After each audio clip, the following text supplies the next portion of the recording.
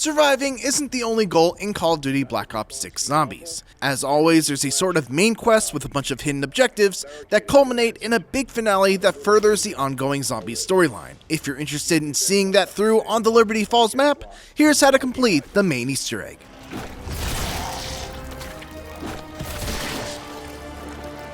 Before we begin, here are a few general recommendations to take note of. Obviously, the earlier you're able to attempt these steps, the better, as zombies become incrementally more powerful with each new round. That said, you still want to make sure that you're properly geared up. In our experience, we found that the sweet spot is about round 20 or 21 as the round that you should be attempting the final encounter. In between these steps, you should also make an effort to do some of the side Easter eggs as well. You can get some great gear by doing the bowling minigame, blowing up the car with Mr. Peaks inside of it, blowing up the vending machine in the motel with Melee Macchiato, unlocking the vault to make use of some of the vault keys picked up from unique zombies, etc.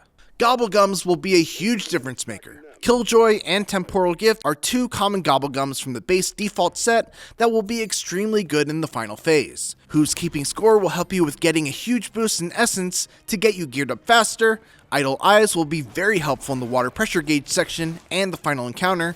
Crate Power can get you an early Pack-a-Punch weapon from the mystery box, and Phoenix Up will be a literal lifesaver if you're playing with a squad. The first part of this Easter egg requires you to assemble a wonder weapon called the Thrustodyne M23, aka the Jet Gun. But before you even attempt this, we'd recommend that you have a Pack-a-Punch weapon, Juggernog, and if you're playing solo, be on the lookout for either a decoy, a monkey bomb, a Casimir, an idolized Gobblegum, or anything else that can either suck in, distract, or immobilize zombies for a period of time. You'll see why in just a bit. Using the Pack-a-Punch machine is easy enough in Liberty Falls. Just make your way to the church on the hill, head inside, and use the machine for 5,000 essence. Juggernog can be found inside the bank and costs 2,500 essence. And if you're unfamiliar, simply increases your life so that you're able to stay alive longer. And if you're looking for a specific gun to Pack-a-Punch, the XM4 assault rifle is a fantastic choice and is the starting assault rifle, so you don't even have to really grind for it. It can also be found in higher rarities as a wall weapon in the bank. The first component that we need for the jet gun is the water pressure gauge, and to get it, you'll first need to head to Washington Street and hold the interact button on this valve by the Lily's Flower Pot store to get the water valve. There's no interact prompt, but you'll still be able to grab it. With the water valve in hand, head to the bowling alley when you've got only one zombie left in a round. You don't want to begin this next part while there's still a bunch of zombies chasing after you. There's a metal covering on the wall that you can shoot off to reveal a gauge where you can place the valve. When you're ready, hold the interact button on the valve to start filling up a bar. This will cause zombies to start flooding the alley. If you're playing with a squad, have everyone focus on protecting the person on the valve. If you're playing solo, you should be able to get the bar a little more than a quarter of the way full before you'll have to let go and run away from the zombies. You have about 20 seconds before the progress on the bar will start to rapidly decrease if you're not interacting with it, which is enough time to try and train some zombies out of the bowling alley, then run back and continue holding it down before you lose too much progress. Be patient, don't get greedy, and use whatever throwables we mentioned earlier to buy yourself some more time to hold down the button without getting interrupted. The Energy Mine field skill also works great here as well. Once you fill the bar, collect the water pressure gauge off the floor and you'll be ready to move on to the next part. Head to the graveyard for the next component, located right next to the church. You're waiting for a special zombie to spawn here named the Groundskeeper. He spawns randomly, but a good round to check for him is when there's a vermin only round, since there are no zombies that you might confuse him with. Either way, kill him when you spot him, and then check around his dead body for a toolshed key, which you can take to the shed just outside the graveyard and to the left. Seems his luck didn't stick around in the end, though. Wonder what the key's for. Pick up the handbrake, and you'll be good to move on to the next part. For the final component, you'll need a Mangler Ken. Manglers begin spawning on round 11 and have a chance of dropping these if you shoot their gun arm off. But it's not a guaranteed drop. The easier way to get one is to use a workbench, where they'll cost 1,250 salvage, but they also require you to be player level 20 in order to purchase. The choice of how you get one is yours, but once you have a Mangler Cannon, head on down to the Radio House Electronics Superstore, which is right across from Ollie's Comics. Switch to the Mangler Cannon and blow open this door. Then hold the interact button on the junk piles all around the floor. Some will have salvage, one will have a vermin jump out, and the one you're looking for will have electrical wires that you can pick up.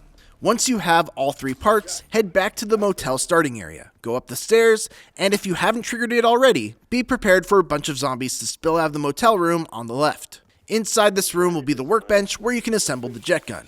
Be careful though, it takes a few seconds to craft, and zombies love to sneak up on you while you're crafting it. There's not a lot of room to maneuver here, so make sure that before you start crafting, you kill all the nearby zombies. With the jet gun in hand, head into the church and interact with the device on the right side to kick off this main quest proper. For this next part, you'll need to suck in 3 components with the jet gun to craft a device called an LTG. The first part is found right in the church above the front entrance. Easy enough. For the second part, head out of the church, through the barrier on the left side, and down the hill. But jump to the roof of the brick building on the right side about halfway down. Look over the ledge, and you should see a truck below that you can jump onto. Once you're on top of the truck, turn around and look through the open window above the barber shop. If you look closely, you should be able to see the next part that you can suck in with your jet gun. Now jump off the truck, down the stairs to the left of the bank, and you should eventually reach Ollie's Comics. Head inside, jump to the island in the middle of the store, and look up to find the third part in one of the openings in the ceiling. Now that you have all 3 parts, you can assemble the device by heading back to the roof of the brick building that you went to for the second part, but instead, unlock the zip line to the Alamo. Check the left side of the roof of this building to find another unique workbench where you can craft the LTG. With the LTG in hand, head back to the church and examine the canister coming out of the machine. Once you pick it up, you'll no longer be able to sprint, so again, you should try to do this part when there are only a few zombies still alive and around. Take the canister all the way back to the starting area, the motel and gas station, and drop it next to one of these circular devices that are connected to the dark ether field generator. Now head to the right towards the dark storm cloud. Look at the circular device on the ground and hold the interact button to place the LTG. This will spawn a portal that you'll need to protect from zombies for 60 seconds. The jet gun is super useful here, as it will suck zombies up and instantly kill them without having to worry about aiming. Once it overheats, swap back to your Pack-a-Punch primary weapon to kill while the jet gun cools down. If you fail to protect the portal from zombies and the bar depletes, you'll simply need to wait around before you can try again. When you do succeed, the portal will spawn a very tough mini-boss. Don't kill it just yet. Lead it over to the canister that you placed near the gas station/motel, and get it down to about 1/4 of its life. When you start to see purple sparks coming out of the mini-boss, activate the dark ether field generator, and then kill the boss while it's inside the purple field nearest to the canister that you dropped. If you do it right, the soul of the mini-boss will enter the canister. Grab the LTG, then thin out the herd in the round, and once there's only 1 or 2 zombies left, grab the full canister and return it to the device in the church. Be aware that once you pick up the canister, you'll only have 90 seconds to return it, which is plenty of time as long as you're not distracted by zombies. For this next part, you'll need to pick up a device on the left side of the machine in the church called a Strauss counter. Be aware that it will replace whatever you have in your tactical equipment slot. Once you have it, head outside and go towards the stairs leading down to the bowling alley. Jump over the small stone wall, onto the grass, and look for a projector off to the right. Pull up the Strauss counter, and if the color on the screen is green, hold the interact button on the projector 3 times until the light is red. If the color on the Strauss counter is yellow, hold the interact button twice to make the light on the projector turn yellow. And if the light on the Strauss counter is red, hold the interact button just once to make the light on the projector turn green. Exactly does it project? Light elemental particles. They'll neutralize the dark. You need to do this for 2 more projectors, so head back up the stairs towards the church, turn right, and then go all the way down to where the shed is, make a right, and the next projector will be on a patch of grass next to the house.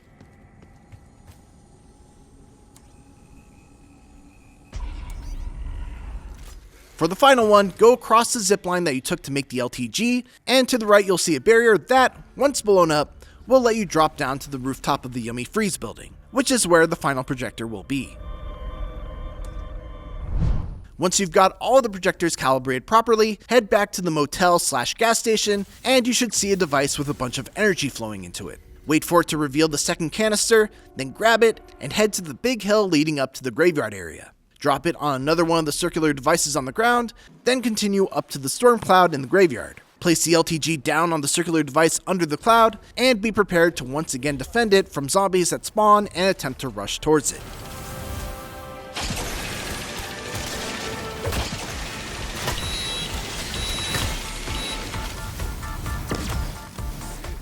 After successfully defending the portal, another mini-boss will spawn. Lure it to the canister that you placed on the ground on the hill, and once again damage the mini-boss until it's down to about a quarter of its life. When you see purple sparks, activate the dark ether field generator and kill it while it's standing on the purple trap closest to the canister.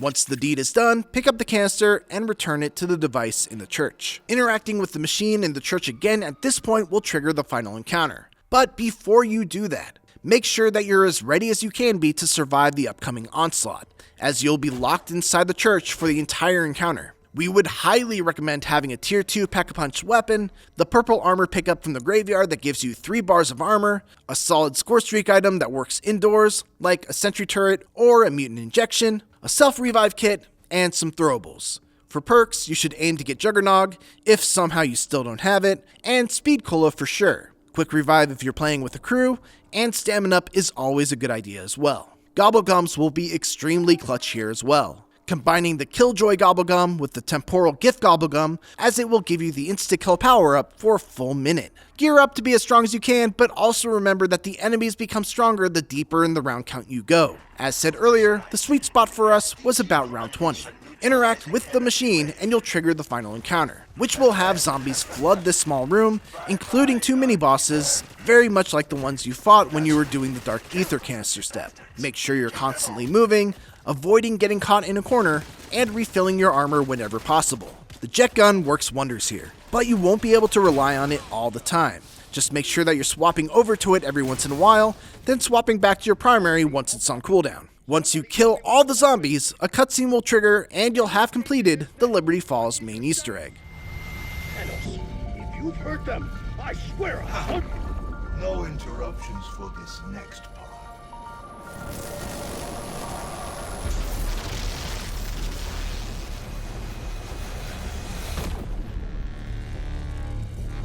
Thank you, my friends, for volunteering to take my place here. Or, in your parlance, thank you for being voluntold.